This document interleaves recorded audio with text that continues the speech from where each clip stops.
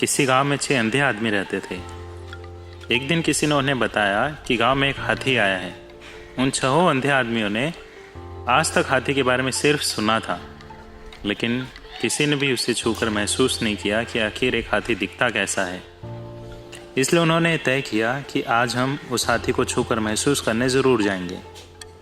और शाम होते ही वो लोग हाथी के पास जा पहुंचे। पहला अंधा व्यक्ति बोला कि हाथी तो एक खंभे की तरह होता है। दूसरा अंधा व्यक्ति कहता है कि हाथी खंभे की तरह नहीं, एक झाड़ू की तरह होता है। इतने में तीसरा कहता है कि हाथी एक मोटी दीवार जैसा होता है। चौथा कहने लगा, नहीं, ये तो एक नुकीले हथियार जैसा होता है। पांचवा कहता है कि हाथी तो पंखे की तरह होता है।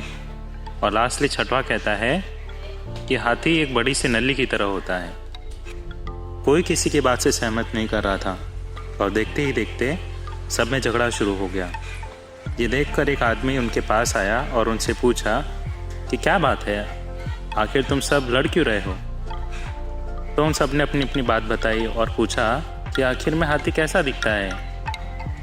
तो आदमी ने उन सब की बात समझी और कहा कि तुम सब ने जो कहा वो एक हाथी के लिए सही बैठती है, लेकिन तुम सब ने हाथी को अलग अलग जगह से छुआ है, इसलिए तुम सबको हाथी अलग अलग लगा। उसने बताया कि हाथी के पैर एक खंभे की तरह होते हैं, हाथी की पूंछ झाड़ू जैसी, उसका पेट एक मोटी दीवार जैसा, दांत नुकीले हथियार की तरह, उसके कान पंखे की तरह होते हैं और उसकी जो सूंड है वो एक बड़ी नली की तरह होती है। इन सबको अगर आप अपने मन में एक साथ जोड़कर आकार बनाएंगे तो वो एक हाथी की तरह दिखेगा।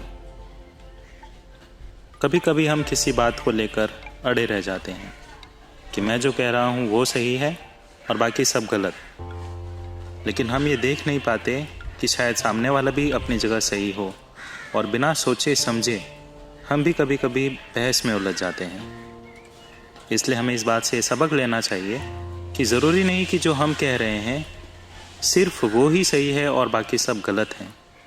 हमें ये बात भी ध्यान में रखनी चाहिए कि शायद सामने वाला जो कह रहा है वो भी सच हो। इसलिए हमेशा औरों के नज़रिए, उनकी सोच, उनके डिसीजंस, इन सब को अपनाएं।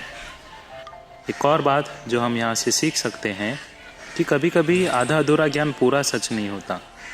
इसलिए जब तक कोई बात पूरी तरह से ना पता हो तो सबसे पहले पूरी बात क्या है ये पता करें और उसके बाद ही उस पर अपनी कोई राय बनाएं या कोई डिसीजन लें। धन्यवाद। फिर मिलेंगे अगले रविवार।